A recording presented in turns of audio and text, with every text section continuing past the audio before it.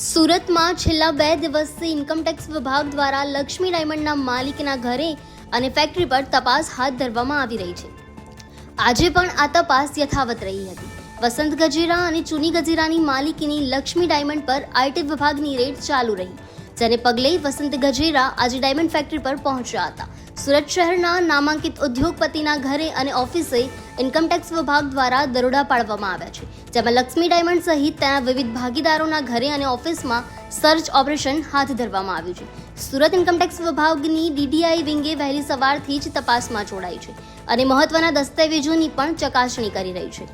આ સમગ્ર મામલે લક્ષ્મી ડાયમંડના માલિક વસંત ગજેરાએ મોટું નિવેદન આપ્યું છે. તેમણે જણાવ્યું હતું કે ઇન્કમટેક્સ વિભાગ ચેકિંગ કરે છે, તેનાથી મને કોઈ ફરક પડતો નથી. ઇન્કમટેક્સ પોતાનું કામ કરે છે અને અમે અમારું કામ કરીએ છીએ.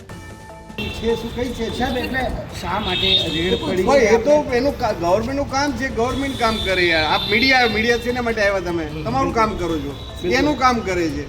સાહેબ, પેલું મેહુલ ચોકસીનો કંઈ કનેક્શન કઈ છે જ નહીં. અત્યારે સાહેબ આજે 20 કલાક ઉપર થઈ ગયા હા તો હવે શું 20 કલાક થયા તો શું થાય? એ તો એ લોકોનું ચેકિંગ કરે, અમે શું મને ફરક આપણે પડે? કઈ રીતના સાથ અને અમે સાથ આપીએ, એ લોકો સાથ આપે, કોઈ problem નથી. એ મને ખબર નથી. તમારા બધા જ પેઢી ના પણ મને પોતાને ખબર નથી.